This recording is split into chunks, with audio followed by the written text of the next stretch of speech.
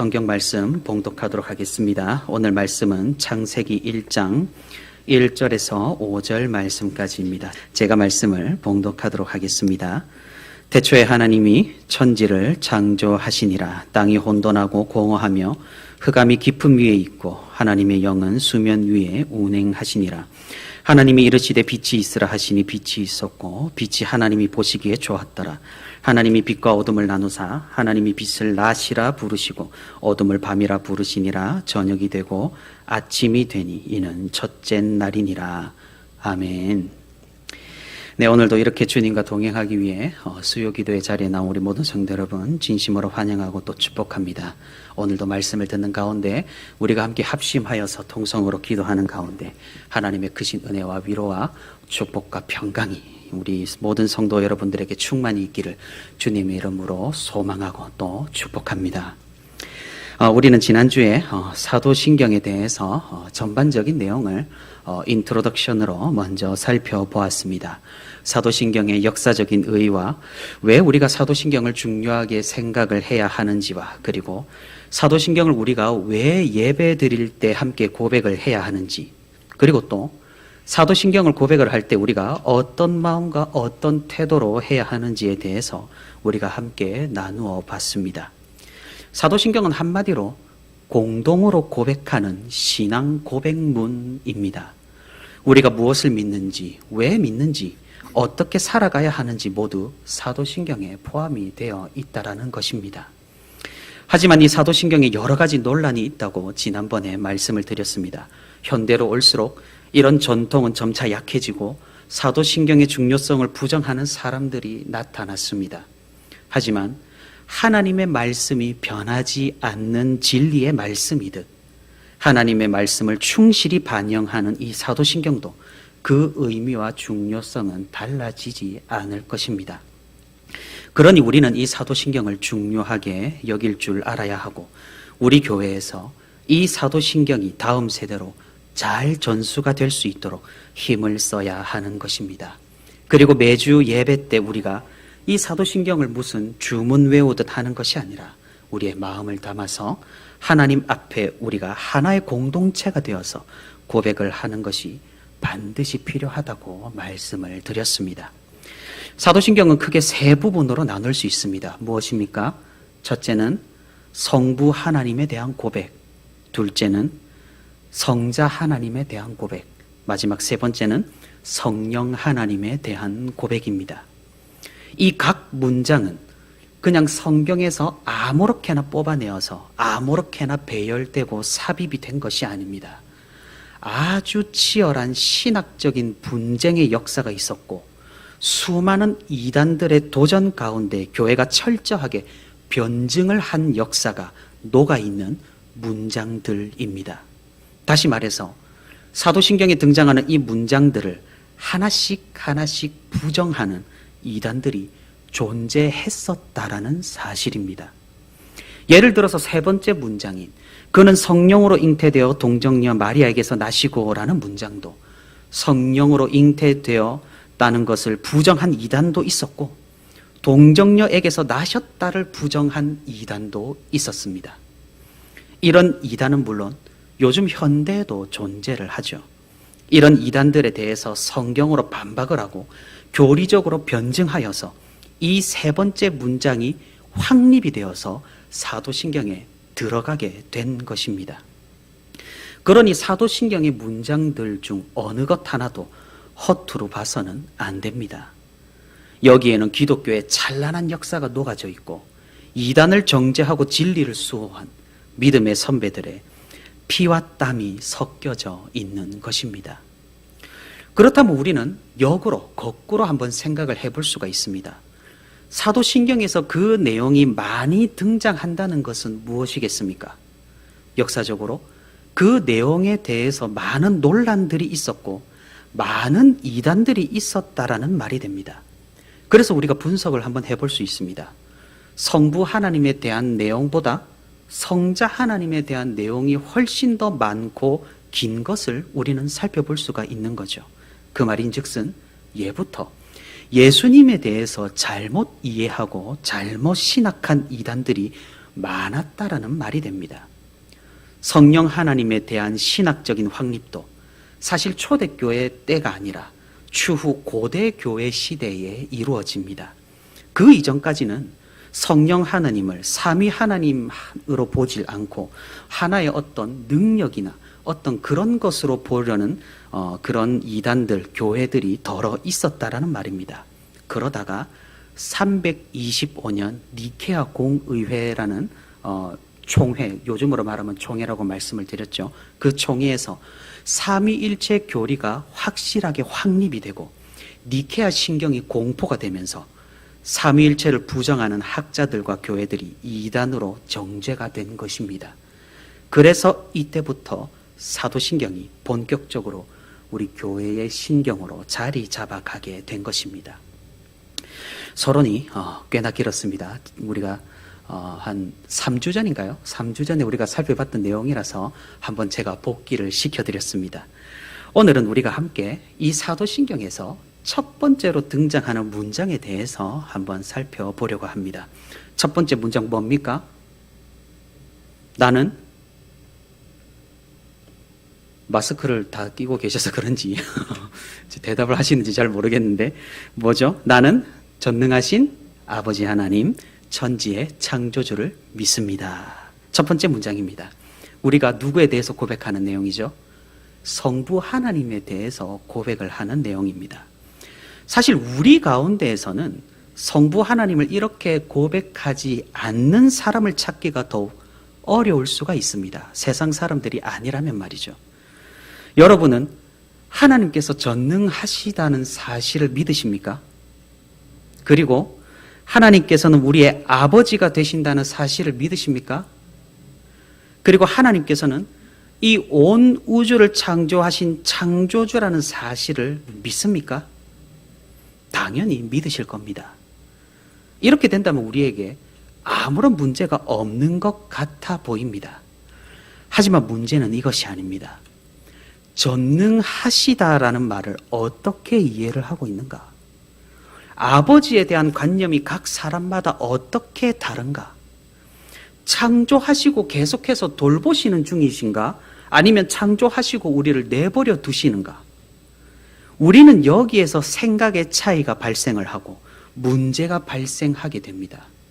다시 말해, 우리가 똑같은 언어와 똑같은 표현으로 고백을 하고 있지만 그 이해와 정도와 관념이 정말로 다를 수도 있고 똑같지 않을 수 있다는 사실입니다. 왜 이런 차이가 발생을 할까요? 어떻게 보면 너무나 당연합니다.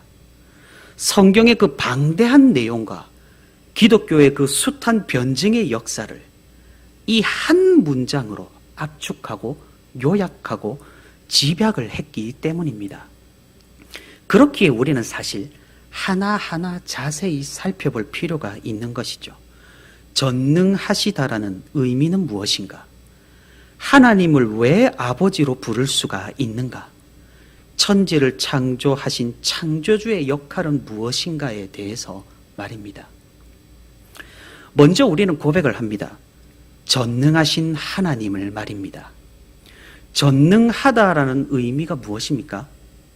사전적인 의미를 살펴보자면 어떤 일이든 못하는 것이 없음을 전능이라고 합니다. 다시 말해 무슨 일이든 능히 할 수 있는 절대적인 능력을 의미합니다. 그래서 이 전능이라는 단어는 성경에서도 하나님께만 사용이 되는 그런 표현입니다. 사실 이 전능하시다라는 표현은 전제가 있습니다. 그것은 어떤 일을 하셨으니 또는 어떤 일을 할 수 있으니 전능하시다라는 것이죠. 그럼 하나님께서는 무엇을 하셨습니까? 그리고 무엇을 하실 수 있기에 전능하시다라고 우리가 표현을 하는 걸까요? 하나님께서는 이 세상을 창조하셨습니다. 그리고 하나님께서는 이 세상을 지금도 운행을 하십니다. 이 모든 것을 큰 어려움 없이 행하실 수 있으시니 전능하시다는 말입니다. 다시 말해 하나님은 어떻게 전능하십니까? 하나님께서 이 세상을 창조하셨기 때문에, 그리고 하나님께서는 지금도 창조된 세상을 돌보시기 때문에 전능하시다는 겁니다. 여기에서 키포인트는 창조와 돌보심입니다. 하나님께서는 왜 전능하십니까? 그것은 무에서 하늘과 땅, 그 안에 있는 모든 것, 온 우주와 모든 생물, 이 세상의 모든 법칙까지 만드시고 지으시고 창조하신 분이시기에 전능하십니다. 그런데 우리는 여기에서 오해를 하기가 쉽습니다. 전능하다라는 말이 본래 모든 것이 가능하다라는 말이니까 우리는 이것을 하나님의 어떤 능력으로 한정하여서 이해할 때가 많다라는 사실입니다. 예를 들어 보겠습니다. 제가 최근 무거운 물건들을 좀 옮기고 무리하게 허리를 쓰다 보니 요즘 허리가 좀 뻐근하고 잘 움직이지를 못하고 있습니다. 만약 여기에서 제가 더 무리를 해서 허리를 완전히 쓰지 못하게 되었다고 해봅시다. 그러면 저는 당연히 병원을 가겠죠. 그리고 당연하게 또 돈을 지불하고 의사에게 수술이나 시술을 받을 것입니다. 그렇게 되면 허리가 괜찮아지고 나아졌습니다. 그럼 하나님께 감사를 해야 할까요? 전능하신 하나님이란 표현을 하나님께 돌리며 영광을 돌려야 할까요? 다르게 이야기를 한번 해보겠습니다. 허리가 망가졌습니다. 마찬가지로요. 믿음으로 교회로 간신히 와서 엎드려 기도하기 시작했습니다. 그러다 보니 기적적으로 허리가 완쾌가 되어 방방 뛰면서 교회 문을 나서게 되었습니다. 이렇게 된다면 하나님께 감사를 하는 것이 마땅하겠나요? 전능하신 하나님이라는 표현이 입술에서 절로 나오지 않을까요? 우리는 이 전능하시다는 고백을 하나님의 능력적인 부분으로 이해하고 고백하기 쉽다는 말입니다. 하지만 전능이라는 것은 그런 의미가 아닙니다. 무슨 의미입니까? 모든 것이 하나님에 의해서, 하나님에 속해서, 하나님으로부터라는 의미입니다. 이 세상이 창조가 되고, 이 세상이 운행이 되고, 이 세상에 흘러가는 모든 것이 하나님의 손바닥 안에 있다라는 것이 바로 전능입니다. 다시 말해, 내가 아파서 의사를 찾아가서 돈을 지불하고 고침을 받는다고 해도 그것은 내가 한 것이 아니라는 거죠. 내가 한 것 같은데 말이죠. 내가 공부를 해서 좋은 성적을 받는다고 해서 내가 한 것이 아니라는 말이 됩니다. 내가 열심히 일해서 사업에 성공한다고 해서 그것이 내 공이 아니라는 말입니다. 당연한 것이 아니라는 사실이죠. 하나님께서 베푸신, 하나님께서 계획하신, 하나님께서 그렇게 모든 것을 인도하신 겁니다. 우리는 생각합니다. 내가 한 것 그대로 결과가 나오면 당연한 결과죠. 내가 한 거 해낸 것이 되고 내 영광이 됩니다.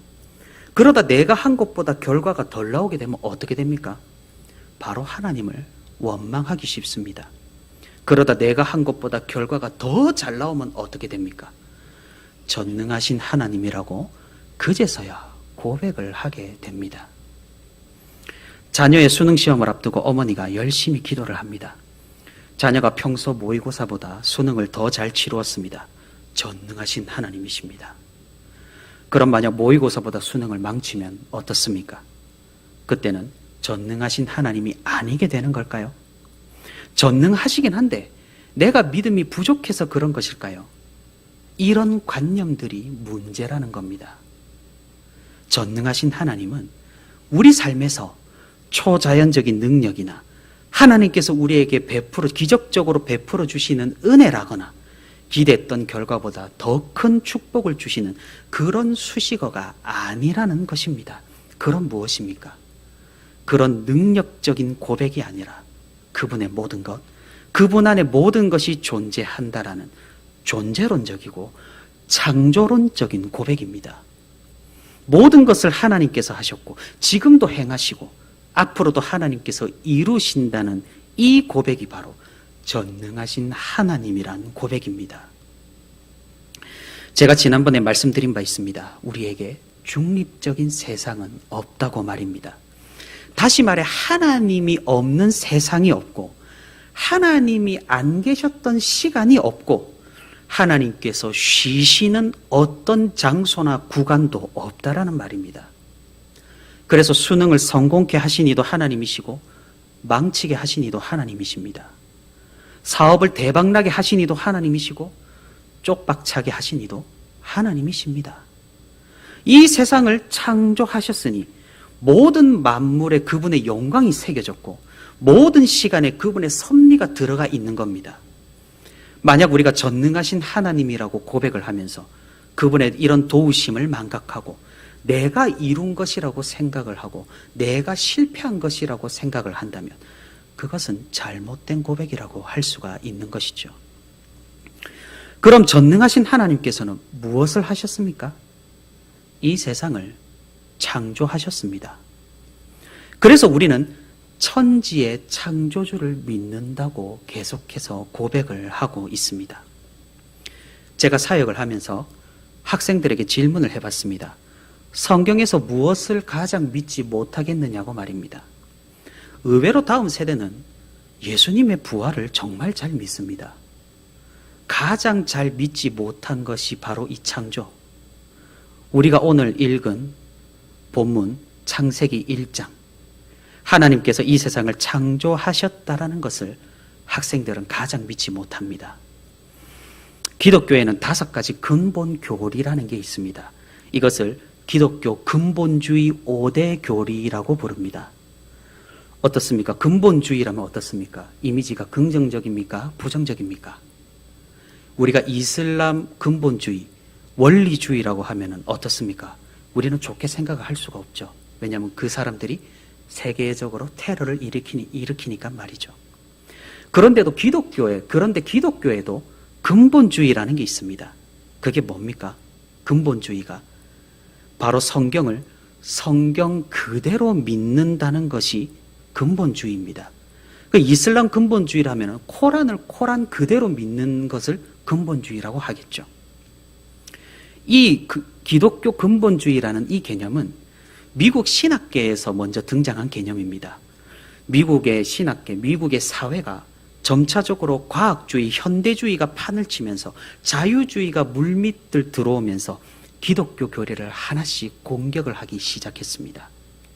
그래서 미국 교회가 점차 세속화가 되고 성경에 나오는 교리를 하나 둘씩 부정하기 시작합니다. 그래서 이에 대한 대응으로 이런 사회 현상에 대한 반작용으로 기독교의 근본을 지키자고 해서 등장한 신학적인 운동입니다. 그 내용 5가지에는 성경의 무호, 그리스도의 동정녀 탄생, 대속적 죽음, 육체의 부활, 재림까지 이렇게 5가지가 있습니다. 어떻습니까? 우리가 고백하는 사도신경에 이 근본주의 교리들이 전부 들어가 있습니다. 근대와 현대에 들어와 가지고 이 교리를 부정하고 사도신경을 고백하지 않는 교회들이 늘어간다라는 사실입니다. 학생들에게 이 기독교 근본주의를 알려주면서 무엇을 가장 잘 믿지 못하겠느냐라고 물어보니 모두 예수님은 믿는다고 합니다. 그런데 성경의 무호, 즉 조금 더 세부적으로 말하면 하나님께서 창조하신 사실에 대해서 믿지 못하겠다고 합니다. 사실 굉장히 모순적이죠. 왜 그렇습니까? 하나님께서 이 세상을 창조하신 것이 아니라면 어떻게 하나님의 아들 되신 예수님께서 그런 사역을 하실 수가 있었고 해야만 했겠습니까? 지금 학생들 머릿속에는 굉장한 투쟁이 벌어지고 있는 겁니다. 학교에서 배우는 진화론과 교회에서 배우는 신앙이 대립을 하다가 어느 정도 타협을 하고 있는 것이죠. 하나님께서 천지를 창조하셨다는 의미가 무엇입니까? 그것은 정말로 하나님께서 무에서 이 모든 세상을 창조하시고 지금도 보존하시고 지금도 다스리신다는 의미입니다. 창조하시고 버려두시는 것이 아닙니다. 창조해 놓으시고 진화를 하든 멸종을 하든 어떤 그런 법칙에 따라서 흘러가게 두신 것이 아닙니다. 창조주 하나님, 전능하신 하나님이란 의미는 창조를 하시고 그 창조하신 세계를 계속해서 다스리시고 보존하신다는 것을 말합니다. 하나님께서 이 세상을 창조하셨습니다. 하지만 우리는 여기에서도 이해를 좀 더 확장시킬 필요가 있습니다. 우리가 생각을 하기를 하나님께서 이 세상을 창조하셨다라고 하면 어떤 물질이나 생명이나 이런 것들을 창조하셨다라고 주로 생각을 합니다. 하지만 우리가 알아야 할 것은 하나님께서는 이 세상이 돌아가는 모든 법칙들도 창조하셨다라는 사실입니다.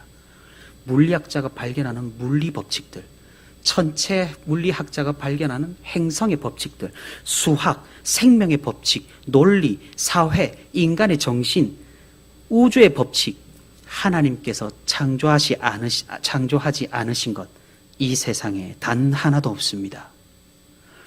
사랑하는 성도 여러분, 요즘에는 참으로 우주에 관한 다양한 영화들이 쏟아져 나옵니다. 그 중에는 외계인과 만나고 싸우고 소통하는 그런 영화도 많습니다. 그런 영화를 보고 있자니 정말로 이 끝없이 넓은 우주에 우리 지구에만 생명이 있고 우리 인간만 영혼이 있다라는 생각은 너무나 편협해 보입니다. 참으로 그런 문화가 가진 힘은 굉장하고 강력합니다. 하나님이 이 세상을 창조하셨다라는 생각을 신압으로 축소시켜 버리기 때문입니다. 어쩌면 우리는 이렇게 생각하는지도 모릅니다. 하나님께서는 이 지구와 태양계만 창조하셨나?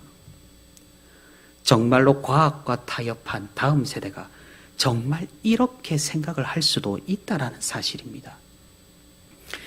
여러분이 알다시피 저는 생명과학을 전공했었습니다. 생명과학을 공부하면 주로 무엇을 배우는지 아십니까? 세포를 배웁니다. 인간의 세포, 동물의 세포, 식물의 세포, 눈에도 보이지 않는 이 세포 안에서 어떤 일이 벌어지는지 그런 것들을 주로 학습을 하게 됩니다. 그리고 이 세포, 이 기작 중에, 이 작용 중에서 무엇이 잘못되면 어떤 병에 걸리는지 세포를 통해서 약물을 생산해내고 세포로 다양한 연구를 하고 상품을 만들어내는 것이 바로 생명과학, 생명공학입니다. 여러분, 이 세포 안에서 얼마나 많은 일들이 일어나는 줄 아십니까? 요즘 코로나 바이러스 백신이 말들이 많죠. 이 백신은 mRNA 백신이라고 이렇게 얘기를 합니다. 여러분 들어보셨을 겁니다. 제가 세포 안에 어떤 일들이 일어나는지 아주 간략하게 설명을 한번 해보겠습니다. 과학 시간은 아니지만 한번 들어보시길 바랍니다. 세포의 주된 기능은 우리가 살아가는 데 필요한 단백질들을 생성하는 데 있습니다. 주된 목적이. 여러분 DNA는 들어보셨죠? 유전 물질이죠. 우리는 이 DNA에 가지고 있는 정보로 필요한 단백질을 생산해내면서 생명을 유지하고 있는 겁니다. 그래서 세포 한가운데 세포 핵이 있죠. 이 핵 속에 이 DNA가 꼬아져 가지고 들어가 있습니다. 그래서 우리 몸에 어떤 단백질이 필요하다 이렇게 우리가 느끼잖아요. 느끼는 건 아니고 어떤 단백질이 필요하다 하면은 그 신호를 이 세포로 보냅니다. 쭉 보내죠. 그러면 이 신호가 세포 안으로 들어가서 핵 안으로 들어가서 이제 DNA를 만나겠죠. 그리고 우리가 필요한 그 단백질 정보가 있는 DNA 부분을 찾아냅니다. 그래서 그 정보가 있는 DNA 일부가 복사를 합니다. 카피를 합니다. 그 카피한 게 세포 핵 밖으로 뿅 솟아 나오는 게 바로 mRNA라고 부릅니다. 이것을 세포 안에서 이제 정보를 분석해서 이 mRNA를 가지고 아미노산을 하나 둘씩 붙여서 단백질 덩어리 커다란 거를 하나를 만듭니다. 그래서 이 단백질을 세포 안에서 사용을 하거나 아니면 다른 데 필요하다면은 혈관을 통해서 다른 곳으로 보내게 되는 거죠. 예를 들어서 우리가 밥을 먹게 되면은 혈당이 올라가죠. 그러면 췌장에서 이를 인식을 합니다. 그래서 인슐린이라는 단백질을 만듭니다. 그거 바로 이 과정입니다. DNA로 들어가서 인슐린 정보를 빼내서 세포 안에서 인슐린을 만들어서 세포 밖으로 밀어내서 혈관을 통해서 인슐린이 온몸으로 퍼지게 하는 거죠. 그래서 어떻게 됩니까? 혈당이 낮아지고 근육에서는 혈액 속에 돌아다니는 당들을 끄집어내서 저장을 하게 되는 거죠. 이 부분에서 하나라도 망가진다면 그게 바로 뭐죠? 당뇨병인 거죠. 우리 눈으로 보이지도 않고 현미경으로 봐야지 겨우 보이는 이 세포 안에서 이 모든 일들이 일어나는 거죠. 그래서 과학자들은 말합니다. 세포도 하나의 우주라고 말입니다. 얼마나 복잡하고 얼마나 신비로운지 모릅니다. 그 세포 속이요. 우리 눈에 보이지 않는데. 그래서 혹자는 이렇게 말합니다. 하나님이 이 모든 것을 창조하셨다는 것은 말이 안 된다고 말입니다. 고작 우리에게 별을 보여주시려고 이 끝도 없는 우주를 창조하신 것은 공간의 낭비다. 이 작은 세포 안에 일어나는 모든 것들을 세세하게 디자인하셨다라는 것도 말이 안 된다. 이렇게 혹자들은 말합니다. 그런데 무엇입니까? 그것은 인간의 편협한 생각일 뿐입니다. 오히려 저절로 우연히 이렇게 되었다라는 것이 더 믿기 힘듭니다. 이 세상은 너무나 완벽한 법칙으로 통제가 되고 있고 너무나 규칙적이면서 너무 정렬이 잘 되어 있습니다. 이 말은 무엇을 의미합니까? 저절로 우연히 그리 된 것이 아니라 창조주가 있다라는 사실을 보여주는 거죠. 다시 말해 전능하신 하나님께서 이 모든 것을 창조하셨고 이 모든 법칙들을 만드셨고 이 모든 과정을 계획을 하셨다라는 사실입니다. 우리에게 별을 보여주시기 위해 저 무지막지한 공간을 만드신 분이 바로 하나님이십니다. 정말 우리에게 하늘의 그 아름다운 별을 보여주시기 위해 아브라함에게 이 별들을 보여주시며 자손의 약속을 주시기 위해 하나님께서는 끝도 없는 우주 공간을 만드시고 우리가 사는 지구보다 훨씬 거대한 별들을 그 속에 박아 놓으셨다라는 사실입니다. 예수님께서 탄생하실 때 돈방 박사들과 사람들은 하늘에 보지 못했던 별이 떴다고 굉장히 흥분을 합니다. 성도 여러분, 별이 빛을 번쩍하면 지구에서 바로 보이는 것이 아니죠. 빛도 속도가 있죠. 우리가 지금 보는 태양의 빛도 태양에서 8분 19초 전에 번쩍였던 빛입니다. 왜 그렇습니까? 지구와 태양 사이에 거리가 있고 빛의 속도로도 그만큼의 시간이 걸리기 때문입니다. 그래서 지금 당장 태양이 만약에 사라진다면 우리는 약 8분 뒤쯤에나 태양이 없어지는 것을 우리 눈으로 볼 수가 있는 겁니다. 태양은 그나마 가까우니까 우리가 8분의 시간차가 존재하지만 훨씬 멀리 떨어져 있는 별은 어떻겠습니까?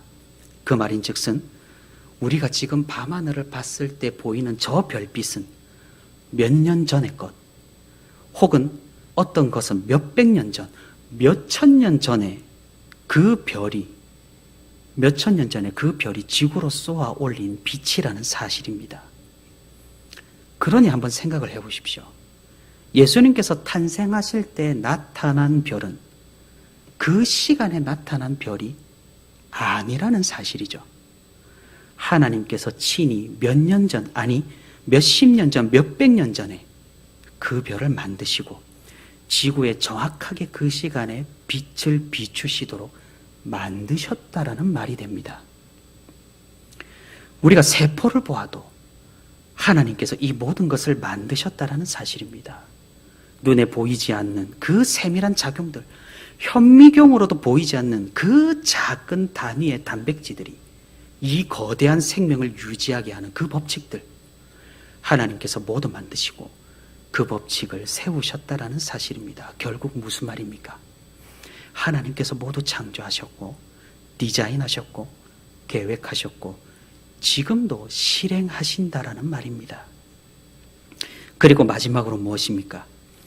이 창조주 하나님께서, 이 전능하신 분께서, 이 세상을 다스리시는 그분께서 우리의 아버지가 되신다고 우리는 고백합니다. 그래서 우리는 사도신경 첫 번째 문장에서 아버지 하나님이라고 고백합니다. 어떻게 그 절대적이시고 전능하시고 창조주이신 하나님께서 우리의 아버지가 되실 수가 있습니까? 그것은 예수 그리스도 덕분입니다.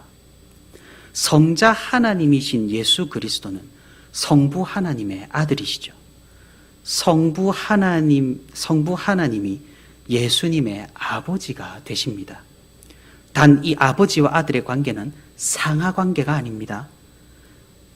경륜적인, 즉 역할에 따른 사역적인 관계입니다.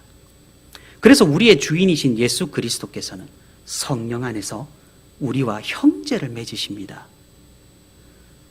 로마서 8장 14절 15절은 이렇게 말씀합니다. 무릇 하나님의 영으로 인도함을 받는 사람은 곧 하나님의 아들이라.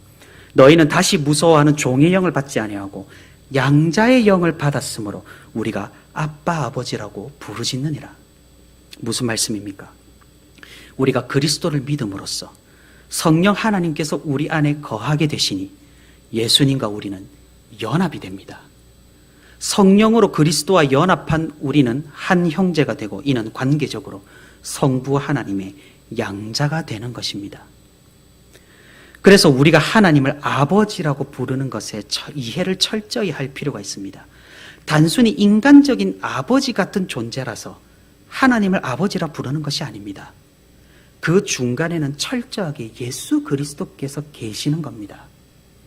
그리고 그 예수 그리스도와 연합하게 하시는 성령 하나님께서 또한 계시는 겁니다. 다시 말해서 성령으로 예수 그리스도와 연합한 우리는 하나님을 아버지라고 부를 수 있게 된 것이고 아빠 아버지라고 부르짖게 되는 것입니다. 하나님이 우리의 아버지가 되시면 무엇입니까?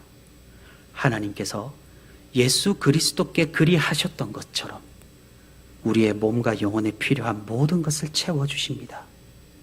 그리고 이 죄악으로 가득한 세상에서 우리가 살아내는 모든 삶을 선으로 바꾸어 주십니다. 그래서 하나님은 우리의 아버지가 되시는 겁니다.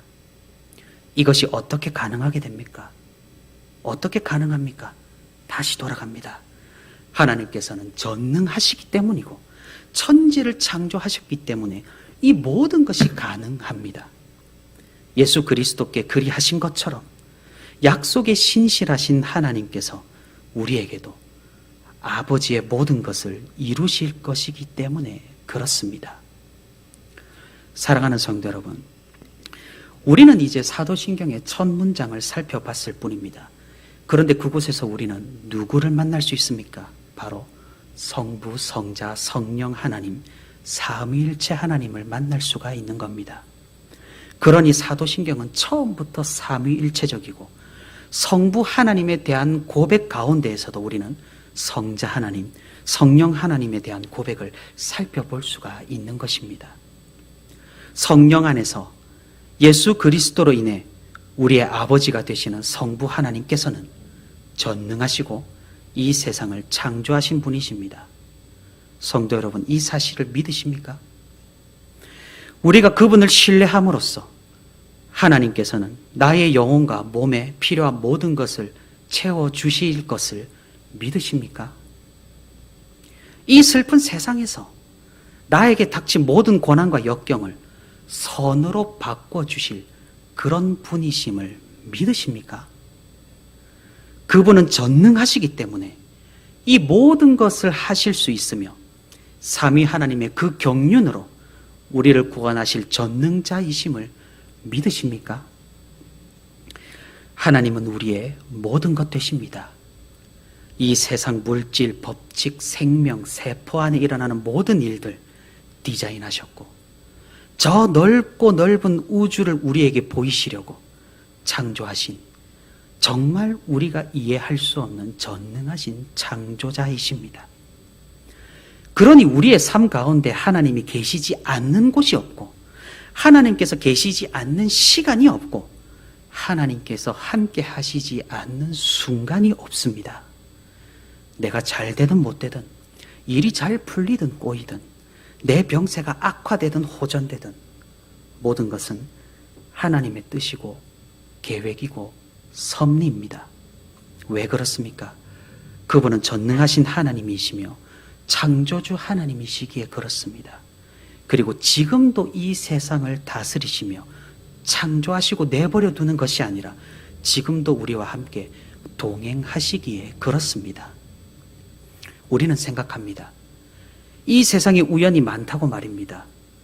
행운과 불운이 존재한다고 말입니다. 세상의 눈으로 보면 단순한 우연의 일치로 보이는 일들이 믿음의 눈으로 보면 감사할 일이 되는 것입니다. 우연은 없습니다. 모든 것은 계획과 섭리, 하나님의 일하심입니다. 되는 것이 없다고 여겨지고 나에게 불행이 찾아온다고 생각이 되십니까? 우리의 아버지가 되시는 하나님께서는 이 모든 것을 선으로 바꾸어 주실 것입니다. 우리의 모든 필요를 채워 주실 것이며 우리가 간구하는 것 이상으로 우리의 진정한 필요를 아시는 그분께서 우리를 충만케 하실 것입니다. 그러니 우리는 고백할 수 있고 고백을 해야 합니다. 무엇을 어떻게 말입니까? 나는 전능하신 아버지 하나님, 천지의 창조주를 믿습니다 라고 말입니다. 사랑하는 성도 여러분, 우리가 성부 하나님을 바르게 고백할 수 있기를 바랍니다. 그분은 전능하신 분이시고 이 세상의 창조주이시며 우리의 아버지가 되시는 하나님이심을 우리가 고백할 수 있기를 바랍니다. 우연이 아니라 섭리로, 행운이나 불행이 아니라 전능하심으로, 종이 아니라 양자 삼으신 그 아버지의 돌보심으로 우리와 함께 하시는 하나님이심을 우리가 고백할 수 있기를 바랍니다.